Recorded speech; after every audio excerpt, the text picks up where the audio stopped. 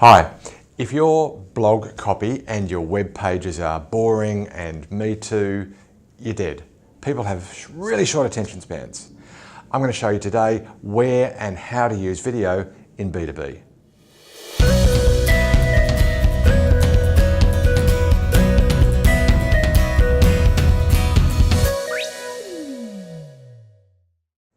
Video is engaging, it allows you to be authentic, and it really connects with your buyers.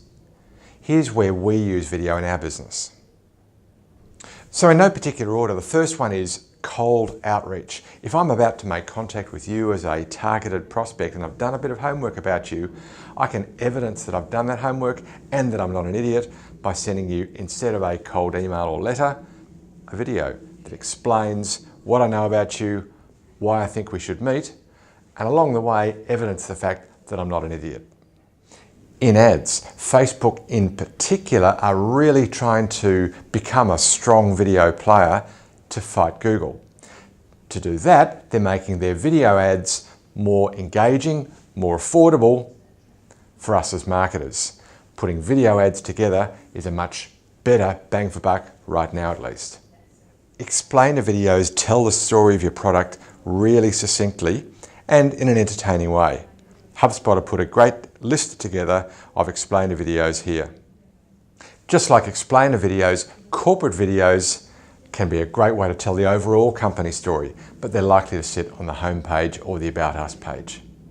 I love using video in ads. A cold prospect who's only engaged with us by seeing an ad, and that's all they know about us, are trying to work out whether they really want to know anything about us at all, and they're trying to do it really quickly. Video is a great way to do that.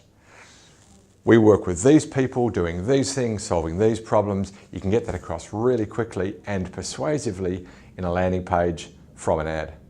We use videos in the help for our online application funnel plan. And the reason we use video, two really. One is that we can talk to the human, we can be there with them coaching, and that's a really authentic and engaging thing to do. The second reason is that we can show on screen what's a lot harder to explain with just words. A little GIF perhaps as the on-screen component, a little video perhaps as the engaging human coaching. Well, this next one I've blogged about before, and it's making an apology.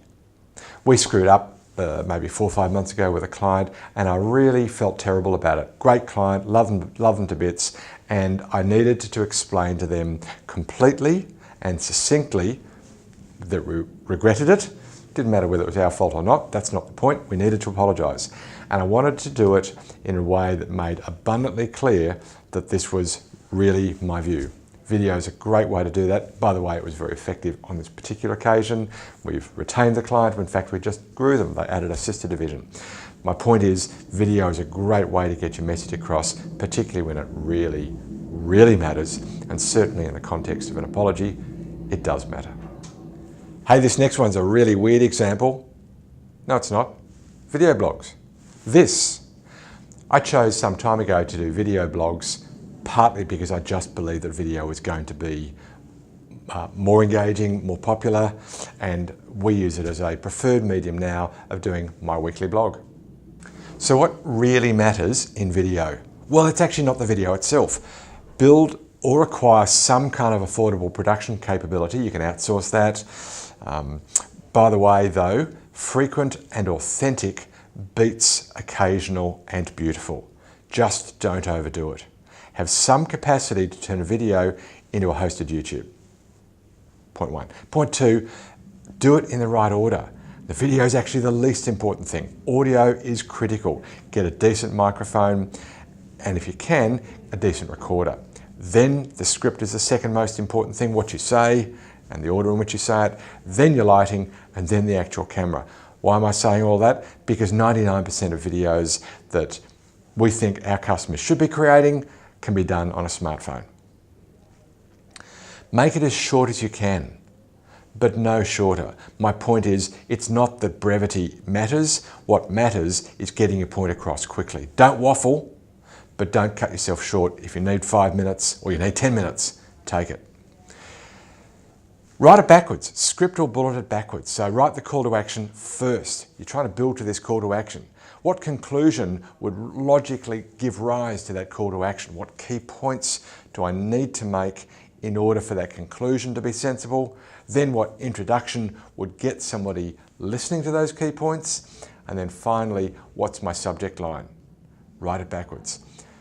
Highlight a problem and then solve it. You've heard me talk about that so many times, I won't rabbit on about it right now. And finally, be authentic. Don't worry too much about trying to come across as somebody that you're not. Be you, be enthusiastically you. Well, finally, you've got to put your videos in the right place. And by that, I'm not talking about your hosting. YouTube's fine.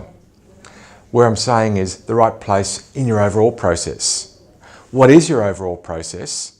And for which elements of that would it make sense to introduce the use of video? All the way through to the end, by the way, with customer testimonials. Use video in the right place. Now, what is the right place? Well, that depends on who your market is, what problem you're solving for that market, and what other tactics you're using end to end. And of course, that's the role of funnel plan, to help you answer all those questions. Who is my market? What problem are we solving for them? What velocity do we need to generate between sales and marketing? What are all the tactics we're going to use from finding names to closing deals and everything in between? Sort that out and you'll be able to answer the question of where should I use video? If you don't have a funnel plan, go get one. Go here. Go to funnelplan.com. Go get yourself a funnel plan now. Hope you got value out of this week's show. I had fun putting it together for you. Lots more lined up for next week, and until then, may your funnel be full and always flowing. Our thanks this week to you for watching. Elizabeth Pena for blog production, John Ang for video production, HubSpot for that great collection of explainer videos that I mentioned earlier. My name's Hugh McFarlane, and it's been my absolute pleasure to have scripted and presented this week's show.